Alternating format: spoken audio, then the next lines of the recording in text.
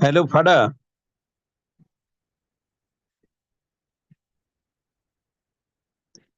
Fada.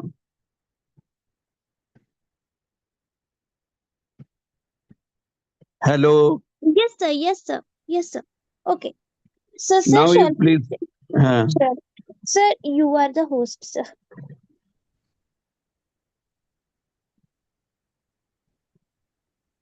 So, can I Okay, share? now I am making you host. Okay, sir. I can share the screen. Hmm. Okay, Kavita, can you please read? Mona Lisa also joined. Mona Lisa has joined. Okay, we'll start with Mona Lisa today. Mona Lisa, are you there?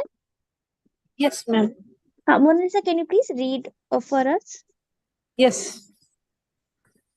Aptitude test construction. Construction of aptitude test, a comprehensive guide. Introduction. An aptitude test is a standardized assessment tool designed to evaluate an individual's ability to perform specific tasks or react to different scenarios. Unlike achievement tests, which measure learned knowledge, aptitude tests assess innate talents or potential abilities in specific areas such as problem solving, logical reasoning, numerical comprehension, spatial visualization, or verbal communication. These tests play a critical role in various domains such as education, employment, military selection, and even career counseling. Aptitude tests help to predict a candidate's potential for future success in a given area. The construction of such tests, however, requires careful planning, adherence to psychometric principles, and validation through scientific processes. One sec, one sec. Yes. Now it is clear. That is what is the difference between aptitude and the achievement test. Okay. Achievement test is the learned behavior, but aptitude is the innate capacity. Innate means it is very much hereditary. Okay. And how it helps? Because if you want to join in a particular profession, at that time, your aptitude is important. Whether that aptitude you have to be successful in that profession or not. For example, you want to join in a computer profession. You want to be the software engineer. Then your mathematical reasoning, verbal reasoning, these are very much important. If you want to join in hardware engineering, then your aptitude related to the mechanical reasoning, verbal reasoning and numerical reasoning, these reasoning are very, very important. So one should assess this reasoning before selecting the candidate. This will reduce the training cost and it will help the candidate to be satisfied with the particular profession.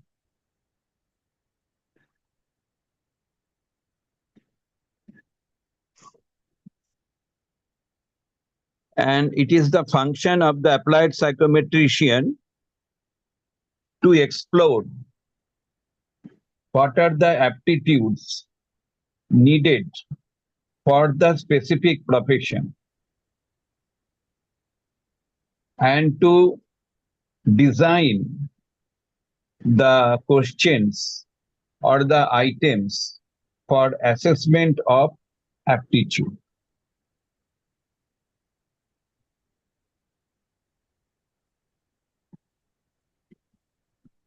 Next, Mona Lisa. Purpose of aptitude test. The purpose of an aptitude test is to gauge the likelihood of a person's success in a specific skill or field. For example, an engineering firm may use an aptitude test to assess problem solving and numerical abilities to predict the success of applicants in engineering roles. Likewise, educational institutions use aptitude tests to measure student potential in mathematics, reading comprehension, or mechanical reasoning. Aptitude tests are commonly divided into different categories depending on the skill or aptitude they measure, such as cognitive abilities, that including the verbal, numerical, and logical reasoning, mechanical and technical aptitude, spatial and abstract reasoning, psychomotor skills, creativity, and problem solving. Next, each test is designed to evaluate a specific area, making the construction process highly dependent on the domain or skill being tested. Okay, so here it is very clearly said that what is the purpose of aptitude test and what are the common aptitude tests. That is the cognitive ability, mechanical and technical aptitude, spatial and abstract reasoning, psychomotor skill, creativity, and problem solving. Now, can you tell me, that is creativity and problem solving, this aptitude is important for which profession?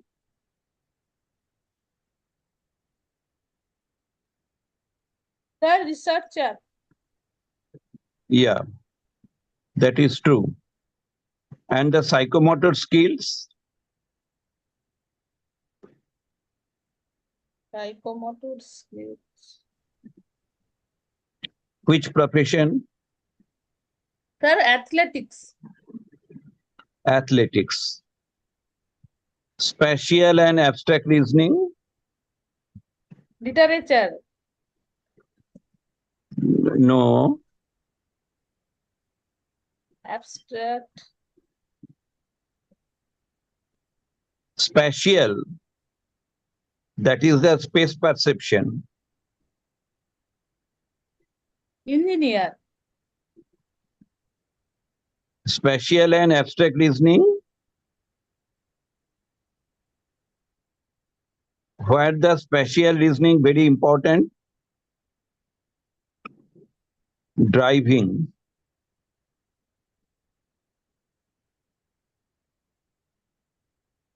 Mechanical and technical aptitude? Engineer. Engineering. Cognitive abilities like verbal, numerical, and logical reasoning? Sir. Counselor, psychologist. Legal profession. Okay, now you tell the stages of aptitude test construction.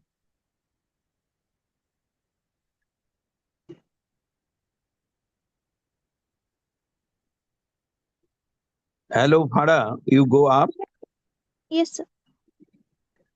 Yeah, stages of aptitude test construction. Mona Lisa, please.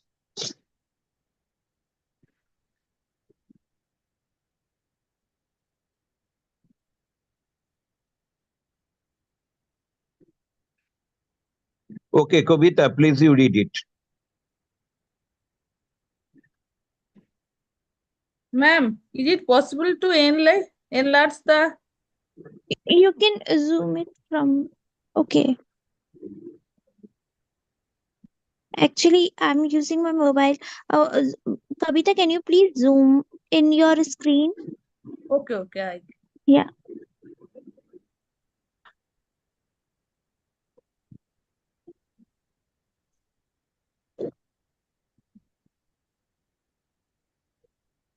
Shall I start, sir? Yes, you can start. Stages of aptitude test construction. Constructing an aptitude test involves a step-by-step process that ensures the test is valid reliable, and fair. The major stages are discussed below. Number 1, defining the purpose and content domain. Before the test construction begins, it is essential to define the purpose of the test. This includes understanding what specific abilities, skills, or aptitudes the test will measure.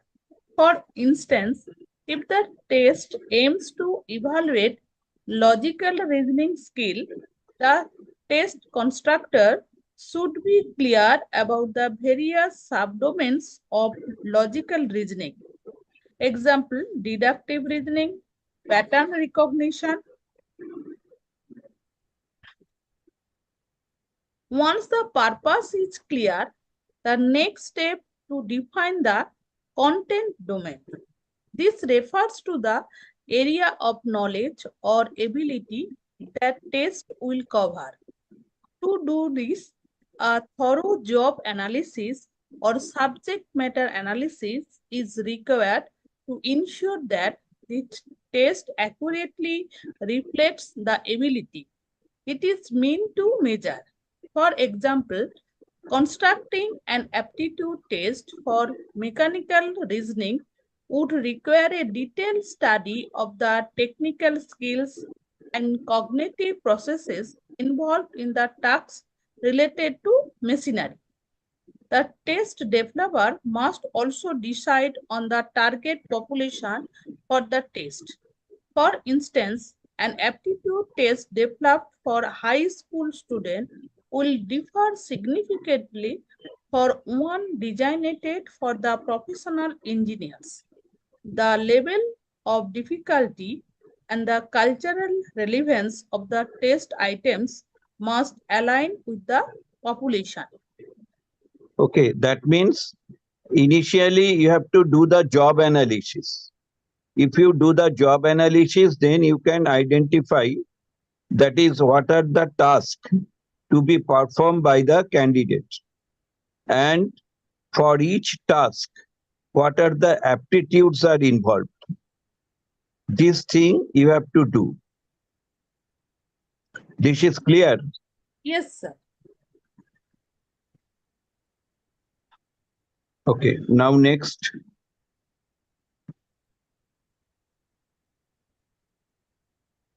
Blueprint and test format. Once the content domain is defined, the next step is to create and test blueprint or test specification. This is a detailed plan of the how the test will be structured, including the type of question to be included, multiple choice, short answer, essay, etc. The distribution of questions across various domains or sub-skills. The weight given to the different section to the test, the time allotted for each section. The blueprint measures that the test is comprehensive and balanced with proportional representation of each area of skill. The test format plays a critical role in how candidates engage with the test. For aptitude test, multiple choice question MCQs are often preferred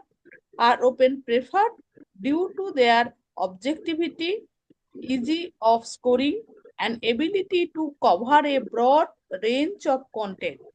However, other tests such as fill in the blank, true/false, and essay questions may also be used depending on the nature of skill being measured.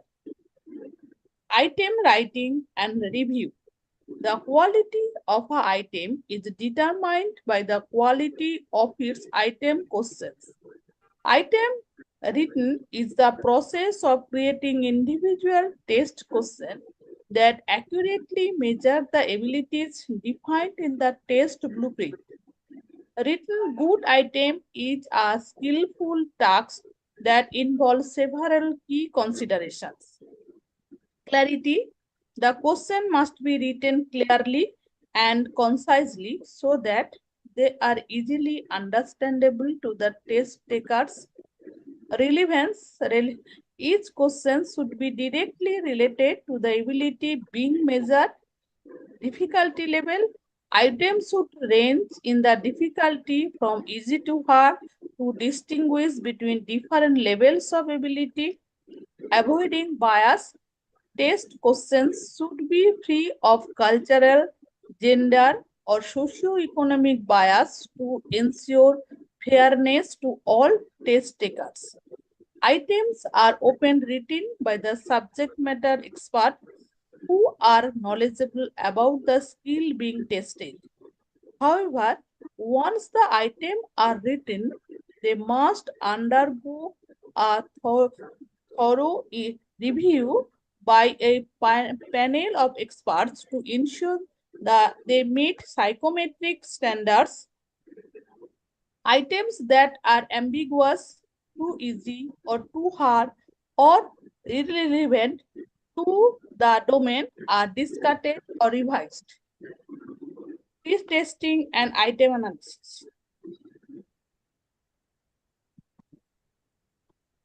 Sir, do So you you have to follow some of the criteria for the item construction, and you have to think, that is, whether you will follow the multiple choice question.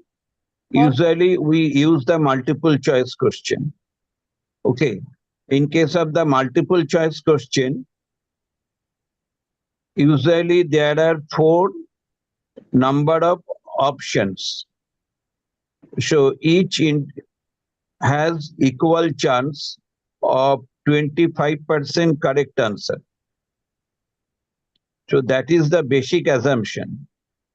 When you want to design the multiple choice question and there will be the 4 options, then you should have the prior knowledge that whatever the answer will be there, 25% people will answer.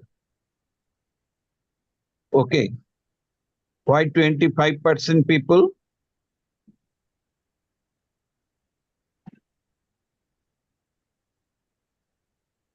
Why 25% of people?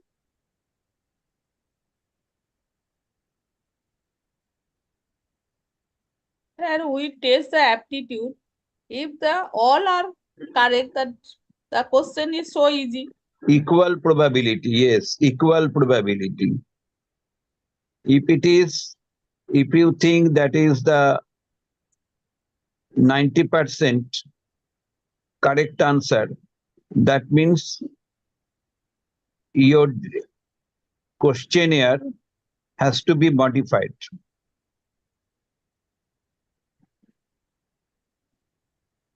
Okay. At least 25% mistake. Yes, at least 25%. That is the probability. Equal probability is there. 4 questions are there. Yes, So sir. 25% will be able to answer. So that the answer will not be very much skewed in nature. 40 to 60% will be there for the correct answer. So you have to think about the item difficulty. This is vital.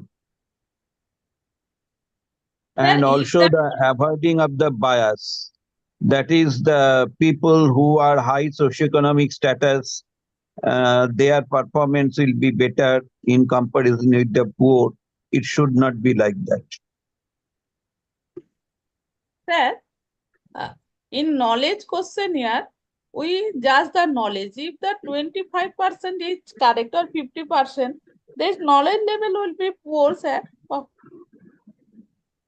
No, I am not talking about the knowledge. It is the aptitude test.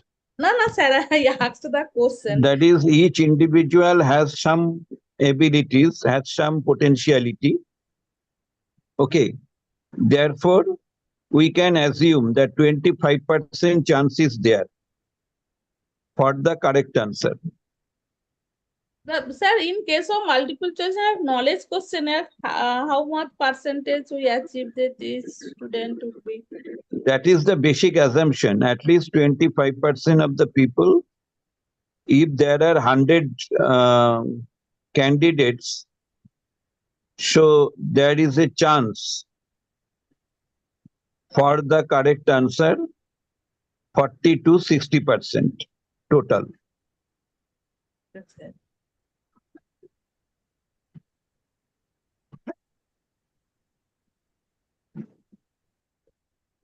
Okay. 40 to 60% means moderate level of difficulty.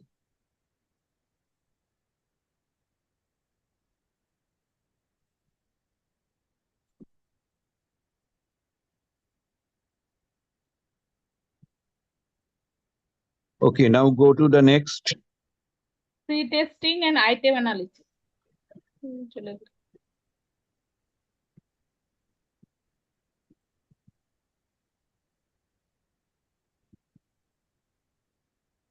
Before an aptitude test can be administered to the target population, it needs to be pre-tested on a smaller representative sample. This process, also known as pilot testing, helps the test developer gather data on how individual items perform in practice.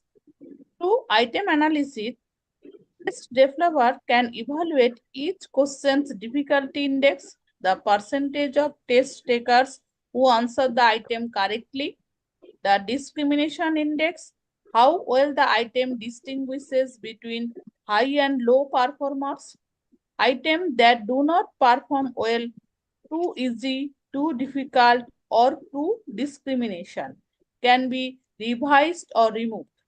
Statistical techniques such as item response theory, IRT, or classical test theory, CTT, are used to perform item analysis. IRT, in particular, provides a more detailed understanding of how different test takers are verified.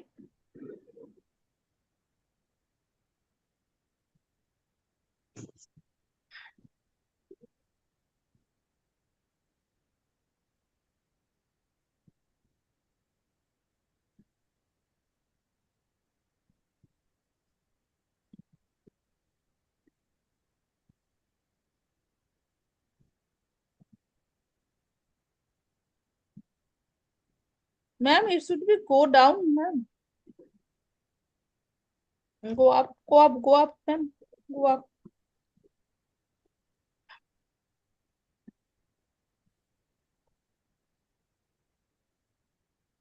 Ma'am, move. Farah, you please follow. Yes, sir. I just got it. Verify the word. Stop, sir. Ma'am, This one, pre-testing and item analysis. No? then go up, ma'am. Go up. No, sir. Then pre-testing, pre-testing and item analysis. Then down. Some already have read a little bit more. Now you read pre-testing and item analysis. Perform item analysis. IRT in particular provides a more detailed understanding of how different test takers of varying ability level respond to specific items, allowing more precise calibration of the test. Test standardization. Aptitude tests must be standardized to ensure they are fair and consistent across different test administrations. Standardization involves creating uniform procedures for administering the test, score it, and interpreting the results. This helps to eliminate potential source of bias or error that might arise due to variation in the testing environment or the examiner's behavior. The norming Norming process is a crucial part of standardization. Norming refers to administering the test to a large representative sample of the population for which the test is intended. The performance of this group is used to create norms or benchmarks which can then be used to compare the performance of future test takers. For example, go down. Go down. Yeah, it's here, Kavita. For example, from the beginning. A little bit. For example, if a new numerical aptitude test is being developed for college students, it might be administered to a sample of 1,000 college students from different regions. The average scores from this group becomes the norms against which future test takers' scores will be compared. Validity and reliability, two of the most important psychometric properties of any aptitude test are validity and reliability. This concept ensure that the test measures what it is supposed to measure and does so consistently. Validity. This refers to the extent to which the test actually measures the aptitude it claims to measure.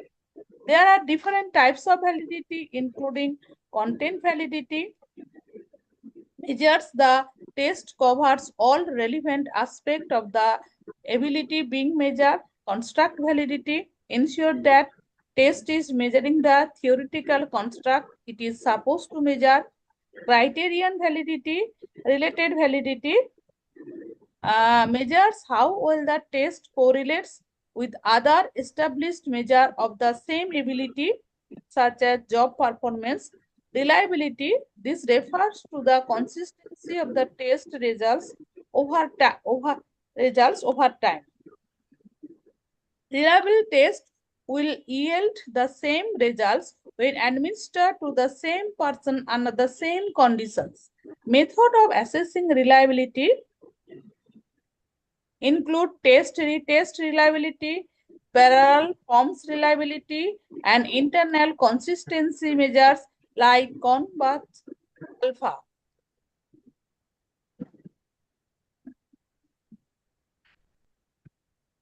Kavita, test administration and score. Seventh. Method. Seventh, Kavita.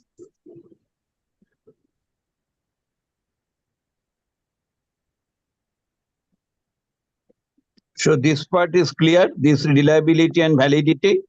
Yes, sir. Okay.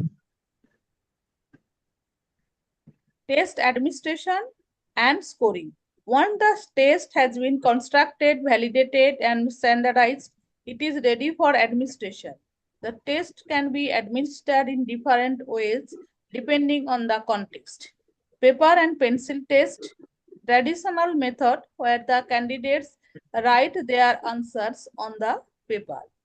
Computer-based test, increasingly common, especially for large-scale testing, allowing for adapting testing where the difficulty level adjusts based on the test taker's responses. Oral tests, in some cases, tests may be administered orally, particularly for individuals with specific disability. The scoring method should be consistent with the test format. For MCQ, scoring is typically straightforward, correct, incorrect answer. However, for essay type questions or open-ended responses as rubric or scoring guide, is essential to ensure consistency and objectivity in grading. Sir, rubrics কি sir? Which one? Rubric. Sir, open-ended response are rubric or scoring guide. There are some times you will think That is, if the answer is correct, okay, then the score will be this. So you have already fixed it. So that is the procedure. Open-ended responses. If it is a essay type or open-ended response, then you can think about. For example, if I ask you, you want to be the nurse. Why do you think that is you want to be the nurse? Okay, then you may say that is I want to help the people. So here this is a very common answer. So this answer will be 0.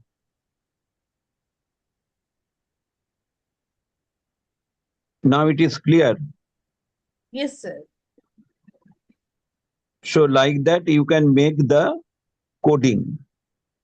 That is what will be the most unique answer. That code may be 5.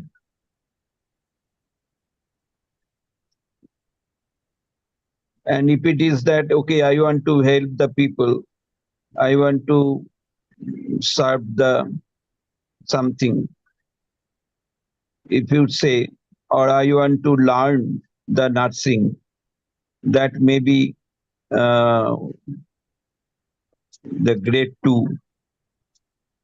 In this manner, you can think. If it is open-ended questions. Okay. Yes, sir. Hmm. Interpretation and feedback. The final stage of aptitude test construction is the interpretation of test results. Scores are typically reported in terms of percentiles or standard scores, which indicate how the test taker performed relatively to others in the norms group. This allows for meaningful comparisons between individuals and groups. Providing feedback to test takers is important, especially in educational and career settings. Feedback can take the form of detailed report that explain what the scores mean and how they relate to a specific activity.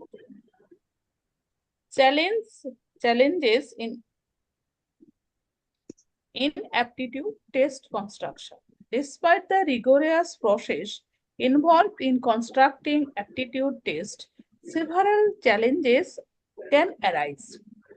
Cultural bias. It can be difficult to create test items that are free from cultural, linguistic, or socio-economic bias, especially in diverse populations. Test anxiety. Some individuals may not perform well on standardized tests due to anxiety, which can affect the accuracy of test results. Changing job requirements. In dynamic fields such as technology, the skills and attitudes required for success may change over time, necessitating the revision or replacement of existing tests. Okay. So there should not be any cultural bias. There should not be any test anxiety. So before administration of the psychological test, this aptitude test, you have to establish the rapport so that there will be no anxiety within the candidate. Okay. Yes, sir. So these are the important points for aptitude test construction. Now it is clear. Yes, sir. Any question?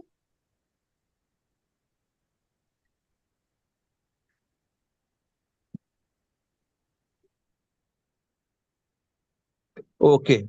So now we can close it. Thank Yes, you. Good night, Thank sir. you, Farah. Thank Thank you, you, sir. Kavita. Good Thank night. you, Monalisha. Thank you, Good sir. night. Okay, sir. Good night. Take care, sir.